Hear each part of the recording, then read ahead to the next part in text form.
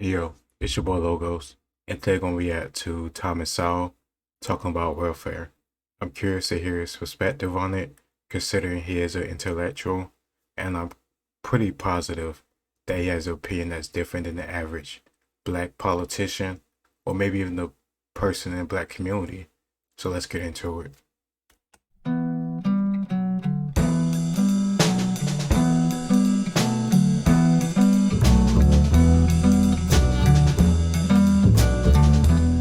What the welfare system and other kinds of governmental programs are doing is paying people to fail. Insofar as they fail, they receive the money. Insofar as they succeed, even to a moderate extent, the money is taken away. This is even extended into the school systems, where they will give money to schools with low scores. Insofar as the school improves its education, the money is taken away, so that you are subsidizing people to fail in their own private lives and become more dependent upon the handouts. We have expectations built in today about the quality of life, the quality of job, the level of income for which one expects in return. Why? Because we look at the level around us that it takes us to have a fairly decent level. No, that's not why. I may have all sorts of expectations. The question is, what can I do? If someone else is subsidizing my expectations will be far higher. Insofar as the Center for Advanced Study was subsidizing my expectations a few years ago, I refused to work at UCLA for the normal full professor's salary. Why should I, when I can get the same money for being at the Center for Advanced Study with no hours, no duties, and no classes? Cut off welfare tomorrow. What will they do? What will be their immediate response? At what price to their small children and to their middle-aged children? See, that's the thing. Nobody's advocating to just cut it off immediately. But you should tell people that these are the guidelines. You can't be having multiple children. You can't just not be working. You can't be on it forever. That's the whole point. You shouldn't be letting people just live off welfare.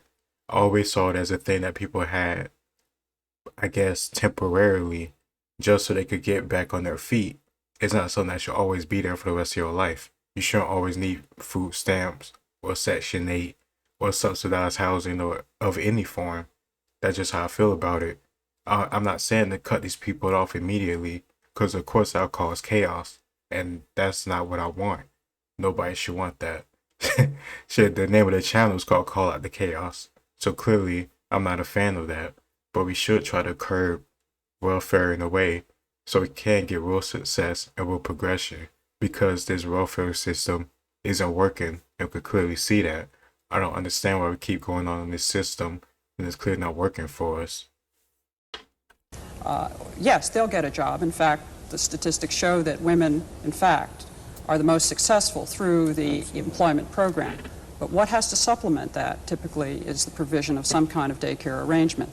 Either the individual woman has to earn enough money to be able to pay privately for her daycare, or in fact she is, quote, subsidized through this insidious corrupting set of programs run by the federal government, which in fact makes her employable and a taxpayer.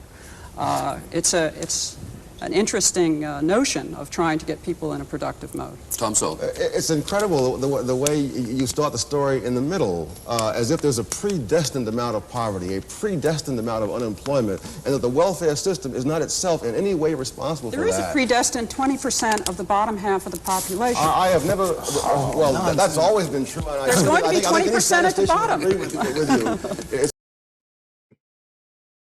I think what he's going to say is that no matter what you do, there's always going to be some people who doesn't be successful. And I'm not saying that we shouldn't care about them and nothing should be done, but not everybody's going to make it. The whole point of competing is to get the best that you can. And some people get better than others. And we shouldn't try to force people into situations or roles or fields they're not competent or equipped for. It's also true that 20% of the bottom population doesn't have to be living on the government and ruled by the government. You mentioned, for example, the female-headed household. Many of those, in addition to the grown woman who has all the kids, are teenage pregnancies.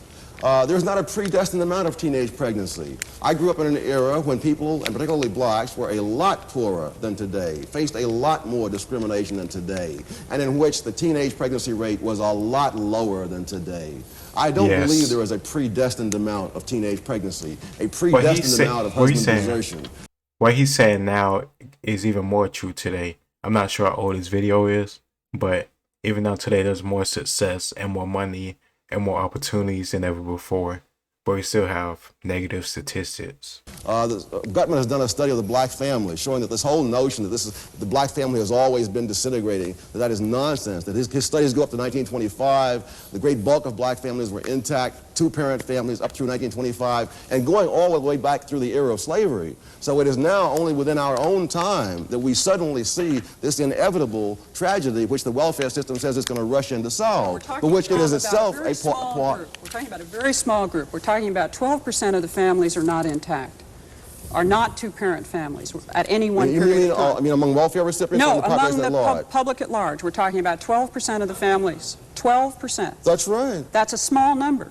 But But there's not of still those on welfare. We're still talking about a significant component of the bottom 20% that are the bottom 20%. Whether they are above the poverty line or below the poverty line, they are still the bottom 20%. And the issue is, what is the responsibility of the other 80%, if any, toward those individuals? Does your program plan to eliminate there being a bottom 20%? No, but it intends to raise the bottom 20%. So You're that raising they them by having more illegitimacy, more unemployment. That's I'm how not you're making them raising have illegitimate children. I hope that's clear. Oh, I think... Well, welfare incentivizes people to make these bad choices because they know the government can help them get food, get housing, and get all the stuff they need to have a child and raise it. Oh, you don't have to do that. You simply subsidize it. Oh, well, that's the end of the video. But yeah, like you said, you subsidize these people making the bad choices because you give them a way out. I don't want to be paying for people to have multiple children with people they don't know, or even somebody they do know, but they're not married or taught to. I don't care what you say. You made that choice. You should live with those consequences. I don't understand why us as American people have to take care of people who make bad choices all the time. It's similar to the whole obesity epidemic, and we can't get free health care. I, of course, see that we need free health care, but at the same time, we can't be pushing or making excuses for people being morbidly obese. Fat phobia thing is a myth, but also at the same time, giving people stuff like carts and scooters and grocery stores because they're too heavy to get around. We're making excuses for them. You can't subsidize people bad choices by giving their ways out all the time. Yes, sometimes life happens, and we should do stuff that we can to control society in a way so it doesn't just completely fall out into chaos. But that doesn't mean we should feed into chaos by giving people ways out for bad choices, and these bad choices repeat themselves over and over throughout the generations. And that's what we see in the black community, and that's what we see through welfare and the effects of welfare. It's your boy Logos, and I'll talk to y'all next time.